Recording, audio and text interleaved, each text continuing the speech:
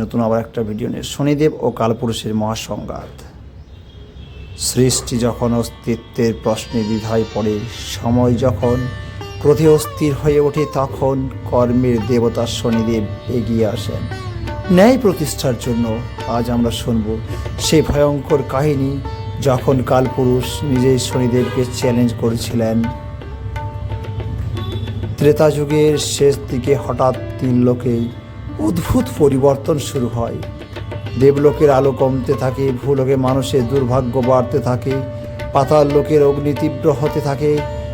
ঋষিরা ধ্যান করতে বসে, দেখলেন সময় চক্রের গতি অস্বাভাবিকভাবে বাড়ছে।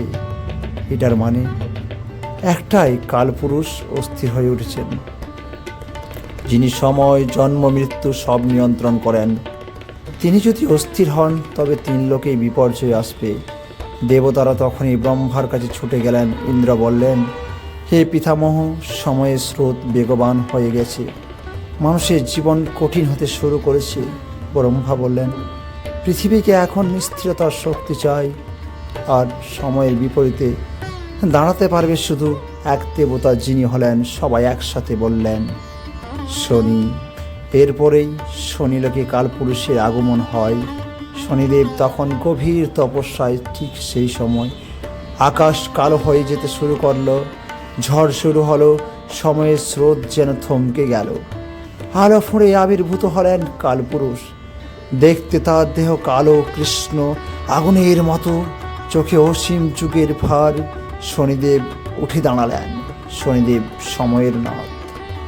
আপনার ক্রোধের কারণ কি? কালপুরুষ, আমি ভবিষ্যৎ দেখেছি শনি। মানুষের পাপ বাড়বে, তাদের আয়ু কমিয়ে দিচ্ছি আমি। শনিদেব শান্ত হয়ে বললেন, সময় কঠিন হলেও দয়া আর ন্যায় কখনো শেষ হওয়া উচিত নয়। কালপুরুষ গর্জে উঠলেন, তুমি কি সময়কে থামাতে পারবে শনি? তাহলে প্রমাণ দাও। এক ভয়ঙ্কর চ্যালেঞ্জ ঘোষণা করা হলো। সময় ও কর্মের মধ্যে কার শক্তি বেশি, কার বিচার সত্য, এই পরীক্ষার জন্য বেছে নেওয়া হলো এক সাধারণ মানুষকে। যে মানুষটিকে বেছে নেওয়া হলো তিনি হলেন আচার্য তিলক। সৎ ব্রাহ্মণ, দয়ালু ভক্ত, অত্যন্ত সৎ, কিন্তু তার জন্মছকে আছে এক ভয়ঙ্কর লেখা, 38 বছর বয়সে মৃত্যু হবে। এটাই ছিল কালপুরুষের নির্ধারিত সময়। তিলকের বয়স তখন 37। কালপুরুষ তার প্রথম আঘাত করলেন তার স্ত্রীর অসুস্থতা। তিলক চিকিৎসা করাতে করাতে নিঃস্ব হয়ে গেল। দ্বিতীয় আঘাতে গৃহদাহ, রাত্রে আগুন লেগে ঘর ছাড় হয়ে গেল। আর শেষ আঘাতে জীবিকা হারিয়েছিল। সবাই বলেছিল ওর সময় শেষ। কিন্তু তিলক প্রতিদিন রাতে একটি মাত্র প্রদীপ জ্বালিয়ে শনিদেবের মন্ত্র জপ করত, ওম শনিশ্চরায় নমঃ। এই ভক্তি তাকে ধরে রেখেছিল। শনিদেবের করুণা দৃষ্টি। শনিদেব তিলকের ভক্তি দেখে সদয় হয়ে তাঁর পরীক্ষা নিজ হাতে রক্ষা করতে লাগলেন। কালপুরুষ যে রোগ পাঠায় তিলকের দেহে লাগে না। লুটেরা তার পথ আটকায়, কিন্তু আচমকা পাথর গড়িয়ে তাদের ভয় দেখায়। নদীর স্রোতে সে ভাসতে থাকে, কিন্তু হঠাৎ একটি গাছের ডালে আটকে যায়। এই সবই ছিল শনির কৃপা। কালপুরুষ ক্রুদ্ধ হয়ে ওঠেন। তিলকের মৃত্যুর আগের রাত, অর্থাৎ শেষ 24 ঘন্টা, কালপুরুষ প্রতিজ্ঞা করলেন আজ তাকে অবশ্যই মৃত্যু দেব। মধ্যরাতে তিলক একা নদী পার হচ্ছিলেন।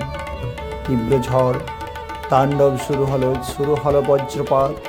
চারদিক অন্ধকারে ছেয়ে গেছে। সেই সময় কালপুরুষ সামনে দাঁড়ালেন, তোমার সময় শেষ। তখন তিলক চোখ বন্ধ করে বললেন, জীবনে যে কর্ম আমি করেছি শনিদেব সবই জানেন। ঠিক তখনই চারিদিক অন্ধকার হয়ে গেল। মহাশক্তি ধেয়ে আসলো। নীল কালো আলোতে আবির্ভূত হলেন স্বয়ং শনিদেব।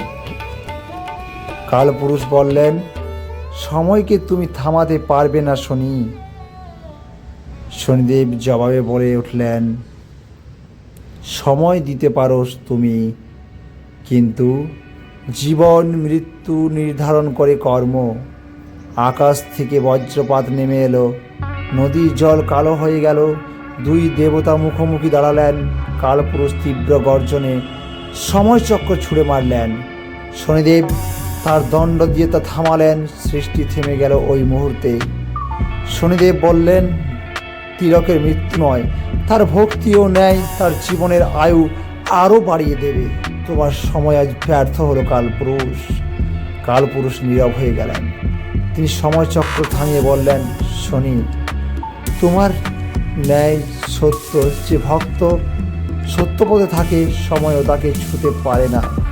পরদিন সকালে তিলক জেগে দেখলেন তার দেহ সুস্থ, পরিবার নিরাপদ, বাড়ির পাশে নতুন আশীর্বাদ।